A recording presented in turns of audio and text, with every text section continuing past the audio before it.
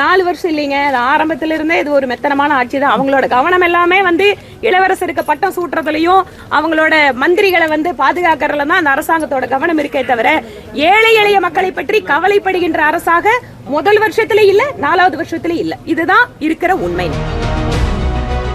இவ்வளவு பெரிய பாதிப்பு நடந்திருக்கு. உயிர் சேதம் இல்லைங்கிறது வேற விஷயம்.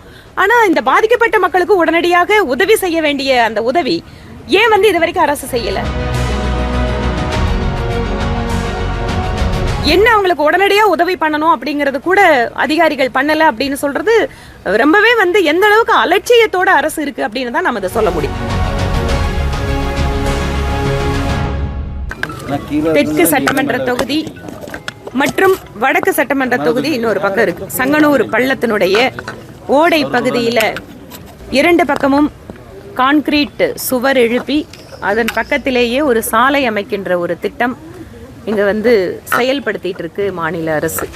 திட்டத்தை நிறைவேற்றுகின்ற பொழுது அந்த கரை ஓரமாக கிட்டத்தட்ட 50 வருடத்துக்கு மேலாக இந்த பகுதியில் வசிக்கக்கூடிய மக்கள் வீடு கட்டி கிட்டத்தட்ட அந்த விழுந்திருக்கிற வீடு 2-3 வீடு மிக மோசமாக பாதிப்படைஞ்சிருக்கு. அதெல்லாம் பார்த்தீங்கன்னா 2 ஃப்ளோர் கட்டி இருக்கக்கூடிய ஒரு வீடு. அவ்வளோ வருஷம் இங்கே இருந்து இந்த மக்கள் வந்து இவ்வளோ தூரம் தங்களோட உழைப்பில் வந்து வீடுகளை கட்டி இருக்கக்கூடிய இந்த பகுதியினுடைய மக்கள் நிச்சயமாக அவர்கள் பாதிக்கப்படுவார்கள் என்று அரசுக்கு தெரியும்.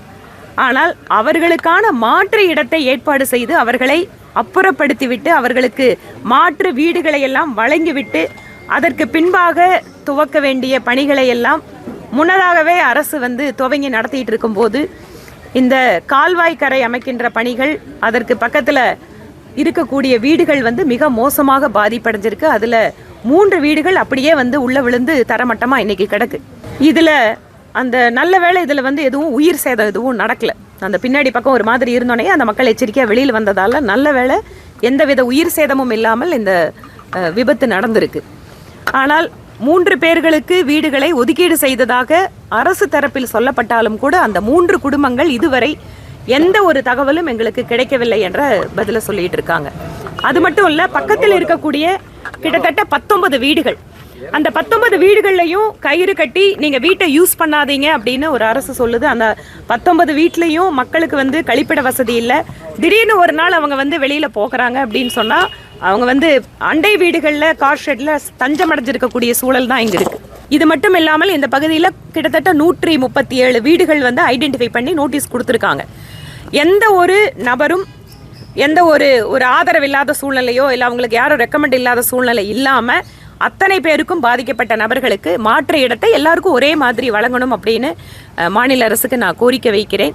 அதே போல் இது தொடர்பாக கலெக்டரிடமும் ஆணையராட்சியிடம் நானே நேரடியாக பேசுவதாக இருக்கிறேன். இந்த ஒதுக்கப்பட்ட வீடுகள் அப்படின்னு சொல்றது கூட இன்னும் மக்களுக்கு கிடைக்காம அவங்க மாற்று துணி கூட இல்லாமல் 3 நாளாக இந்த மாதிரி இருக்குங்கிறது ரொம்ப வேதனையா இருக்கு. எங்களால் முடிஞ்ச உதவிகளை நிச்சயமா நாங்கள் செய்ய தான் போறோம். ஆனால் இந்த மாற்று குடியிருப்புகள் வந்து உடனடியாக இந்த பகுதி மக்களுக்கு செய்து கொடுத்து விட்டு அதற்கு பின்பாக இந்த பணிகளை செய்யப்பட வேண்டும். இல்ல இதான் சொல்றீங்க, நீங்க வந்து அவங்க சொல்றத நீங்களும் தான் கேட்டுட்டு இருந்தீங்க. 3 நாளா வந்து அவங்க வந்து பக்கத்து வீடுகளில் தான் வந்து ஏதோ இந்த பைகளை வச்சுட்டு உட்காந்துட்டு இருக்காங்க.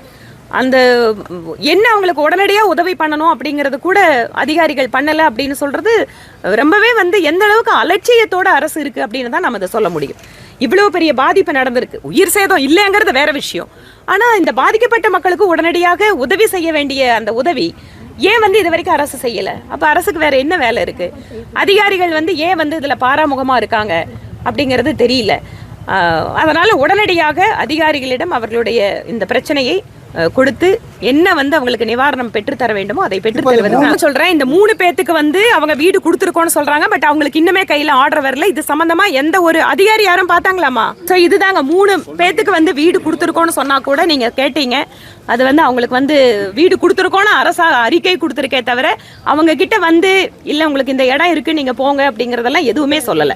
இன்னைக்கும் தெருவில் தான் அவங்க நின்றுட்டு இருக்காங்க அப்படிங்கறதா யதார்த்தமான ஒரு உண்மை. இல்ல அதுதான் சொல்லிட்டு இருக்கமா, கழிப்பிட வசதி இல்லாம அந்த வீட்டை வந்து பயன்படுத்த முடியாது. அதனால அந்த 19 நபர்கள் ஏனென்றால் கயிறு கட்டி வச்சிருக்காங்க. அந்த 19 வீடு யூஸ் பண்ண முடியாம அது கழிப்பிட வசதி இல்லைன்னா அந்த வீட்டில் அப்போ அவங்க குடியிருந்ததா வந்து என்ன பண்ண முடியும்? ரொம்ப ஆபத்தான சூழல் இருக்கு. அதனால உடனடியாக இவர்களுக்கு வந்து வீடு கொடுக்கணும். பாதிப்படைந்த மக்களை வந்து அரசு அதிகாரிகள், நான் மேயர், கவுன்சிலர் இவங்கெல்லாம் ஏன் வரலங்கிறது எனக்கு தெரியல. மாநகராட்சியில் இவ்வளவு பெரிய ஒரு சம்பவம் நடந்திருக்கு அப்படின்னு சொன்னா அவங்க வந்து ஏன் வந்து இப்படி பார்க்காம இருக்காங்க? நிறைய இடங்கள்ல வந்து அடிப்படை தேவைகளுக்காக எம்எல்ஏவோட அலுவலகத்துக்கு தான் இன்னைக்கு வந்துட்டு இருக்காங்க. குப்பை ஆகட்டும், ரோடு ஆகட்டும். ஸோ என்ன உள்ளாட்சி பிரதிநிதிகள் செஞ்சுட்டு இருக்காங்க அப்படின்னு தெரியல.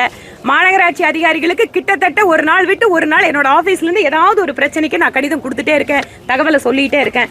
இதுதான் இவங்க வந்து மக்களை கவனிக்கின்ற விதம் அப்படின்னு தான் அதை நம்ம எடுத்துக்க முடியும். கோவையினுடைய பல்வேறு பகுதிகளில் வந்து குடியிருக்கக்கூடிய மக்கள் வந்து குறிப்பாக ஆற்று கரைகளில் நீர்நிலை புறம்போக்கில் குடியிருக்கக்கூடிய மக்கள் அத்தனை பேரும் ஏழை மக்கள்.